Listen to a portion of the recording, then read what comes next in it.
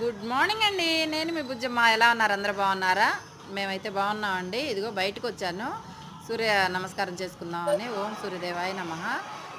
ఇక్కడ సాయిబాబా ఈరోజు గురువారం కదా, సాయిబాబా బండి అయితే ప్రతి గురువారం వస్తుంది, అప్పుడప్పుడు కూడా వస్తుంది అనమాట మన ఇంటి ముందుకి. ఇలా వచ్చింది. ఇప్పుడు చక్కగా సాయిబాబా కూడా దండం పెట్టుకొని మన ఇంట్లో పూజ అనమాట ఈరోజు. ఇలా స్టార్ట్ అయింది. మన చిన్న తొట్టులోకి వెళ్ళి చక్కగా పువ్వులు కోసుకొచ్చి కొన్ని అయితే వచ్చాయి ఈరోజు.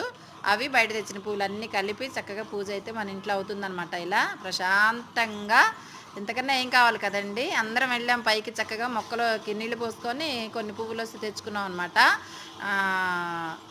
ఆ దేవుడి దయ వల్ల అందరం బాగుండాలని నేనైతే ఎప్పుడు మనస్ఫూర్తిగా దండం పెట్టుకుంటూ ఉంటానన్నమాట. అందరూ బాగుండాలి, అందులో మేము కూడా ఉండాలి అనుకుంటూ ఉంటానండి. మన ఛానల్లోకి కొత్త కొత్త సబ్స్క్రైబర్స్ వస్తున్నారండి. నాకు చాలా సంతోషంగా ఉంది నిజంగా. కొత్త సబ్స్క్రైబర్లందరికీ చాలా చాలా థ్యాంక్స్. అలాగే పాత సబ్స్క్రైబర్లందరికీ కూడా చాలా చాలా థ్యాంక్స్ అండి.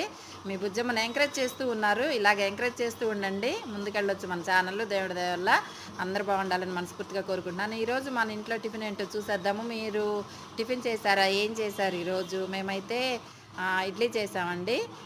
దాంట్లోకి కరివేపాకు, కారం, నెయ్యి వేసుకొని తిన్నామని డిసైడ్ అయిపోయాను.